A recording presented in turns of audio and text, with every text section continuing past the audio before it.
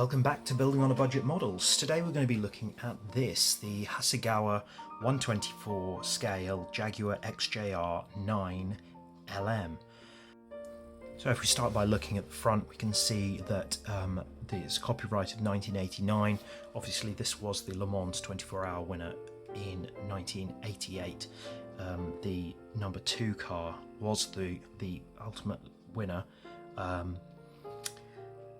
This is quite an old kit. I know that Hasegawa still produce some of these. I bought this on eBay, and I have no idea how old exactly it was originally, but it does have a price sticker on here for $8.99, which is pretty cheap by today's standards, so I'm pretty certain this was from a long time ago. Yeah, you can see some of the real car there. I don't know whether these have been edited or not, because obviously the tobacco sponsorship on the side has been removed. I've heard that if you buy this kit in certain countries, it does also come with the tobacco sponsorship. So yeah, as I said before, I bought this on eBay. It is complete, it's a bit old, but yeah, it's interesting nonetheless. I've been a huge fan of this car for a really long time, so I was very pleased to be able to get it. So let's have a look. Now, not only is this a kit, it also comes with a few surprises. Now, I knew that these were in here because it was advertised as this. I don't know if these came with all of these, but there is a sort of celebratory newspaper in French here, Pur Sang. I think that is French for pure blood, and you can see it's Castrol, and that there's a story there about the winning car, and there with the Sauber Mercedes as well, and some other stories in there, including quite a few adverts about Castrol oils. But yeah, interesting, very interesting that it's come with this. I'll try and translate some of it at some point. As well as that, it came with 2 very nice glossy photos, as you can see here. One of the number 1 car there, and the other one of the number 2 car. I don't know that these were actually, in fact I don't think these were from the Le Mans race. This one certainly wasn't, because there are Goodyear sponsorship there, and as you can see from the box and from this one, they used Dunlop tyres in Le Mans, so this might have been from the race, but yeah, anyway, interesting. Anyway, we've got the instructions bit on the yellowed side. Tom Walkinshaw Racing entered 5 XJR-9 LM Jaguars in the 56th Le Mans 24-hour race, held on June the 11th to 12th, 1988. The XJR-9, after its dramatic victory at the IMC SA GT Series Daytona 24-hour race, competed valiantly with an indomitable drive to win. In the race, a sizzling struggle for first place began right from the starting flag. The fast pace set by the frontrunners continued without let-up to the finish line, with the winner being the machine that could best withstand this punishing driving. The XJR-9 car number 2, under these amazing racing conditions, was the first to greet the checkered flag. For Jaguar, this was the first Le Mans victory in 31 years, since the D-Type race in 1957. Yeah, and there's information. You see it's V12 engine. Okay, so if we open it up, you can see here it's not a booklet. It folds out like this. So instructions here about you know, using the decals, being safe, things like that, and then the instructions go through like this.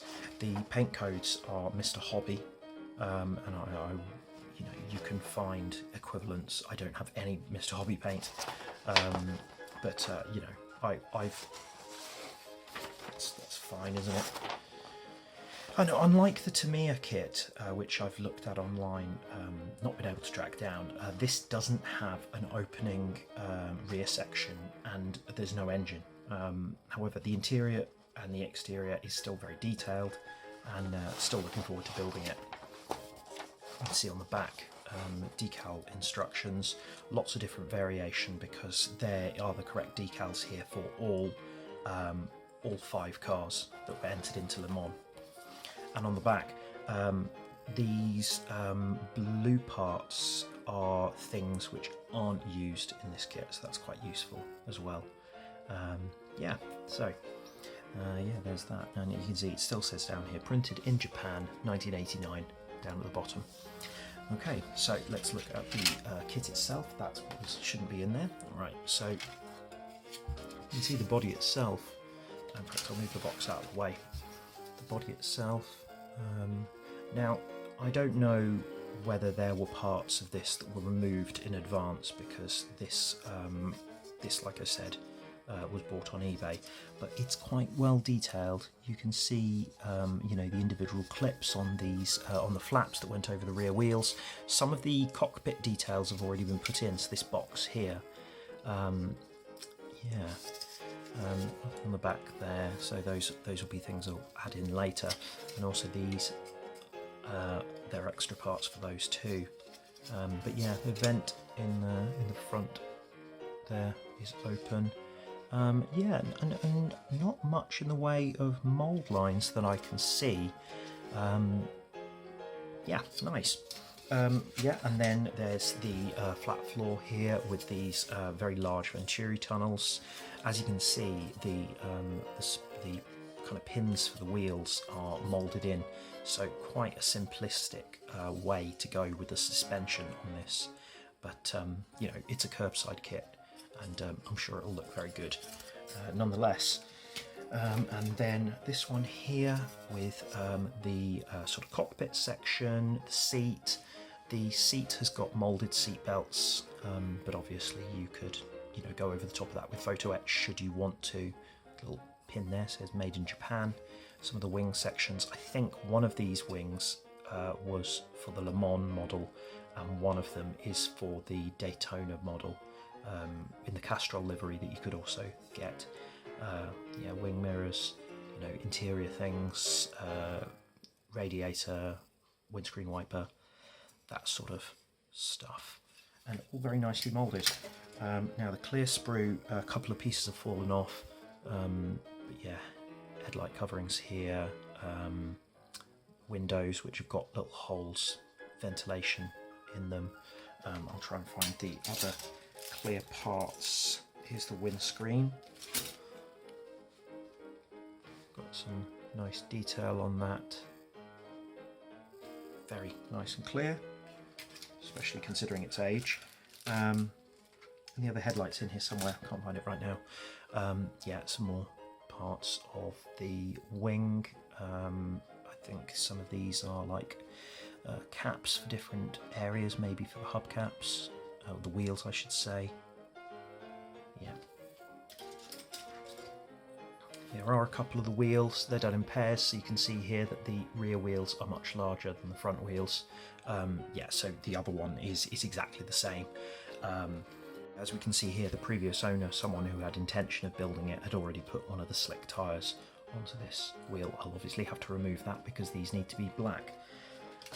Yeah, and another part here, so some of these, the side section, ventilation tubes, wing mirrors, noticeable wing mirrors in one of the other ones. In fact, there's another set of wing mirrors here as well, so quite a few different variations for different races there. Yeah, so finally we've got the decals to look at here. So firstly, the Dunlop wheel decals are these. I don't know the technical name for these ones, the one where they're kind of mirrored and you kind of rub them on. They stick to the rubber tyres much better than normal water slide decals. And then we've got the very large decal sheet. Now I'll just sort of slowly pan it up. You can see here it's got the numbers for all 5 cars, and also the poly caps and the disc brakes are in here.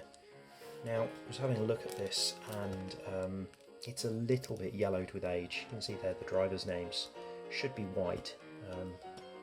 Hopefully they'll all stay together. I believe that some of these are just all the purple parts, but I think I probably prefer to paint some of those parts instead. Yeah, and like I said before, it has the barcodes at the bottom and no markings on these sponsors here. But yeah, it looks pretty accurate. I've seen the car in actuality. It's at the British Motor Museum in Gaydon, Warwickshire, quite close to where we live. Yeah, so yeah, looking forward to building this, and probably be a build video sometime in the future. Anyway, thanks for watching. Please like, share and subscribe, and I'll see you soon.